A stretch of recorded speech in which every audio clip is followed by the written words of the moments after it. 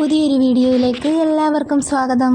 നമുക്കിന്ന് പാവയ്ക്ക തോരൻ എങ്ങനെ തയ്യാറാക്കാമെന്ന് നോക്കാം. അതിനായി ഒരു പാൻ അടുപ്പത്ത് വെച്ചിട്ടുണ്ട്. ഇതിലേക്ക് വെളിച്ചെണ്ണ ഒഴിച്ചു കൊടുക്കാം.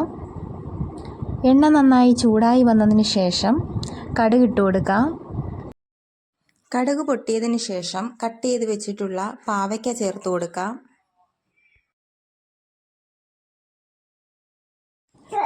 ഇനി ഇതിലേക്ക് നമ്മൾ ചേർത്ത് കൊടുക്കുന്നത് 2 പച്ചമുളക് നീളത്തിൽ കട്ട് ചെയ്തിട്ടുള്ളതും ഒരു തക്കാളി കട്ട് ചെയ്തതുമാണ്.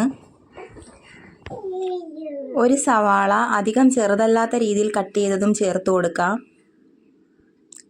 ആവശ്യത്തിന് ഉപ്പും കൂടി ചേർത്ത ശേഷം നന്നായി ഒന്ന് മിക്സ് ചെയ്തെടുക്കാം.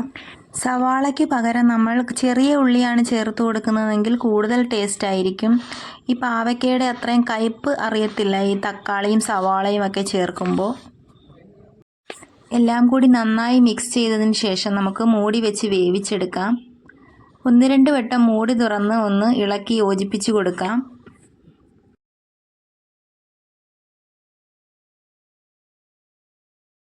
നമ്മുടെ പാവയ്ക്കൊക്കെ ഇവിടെ നന്നായി വെന്ത് വന്നിട്ടുണ്ട്.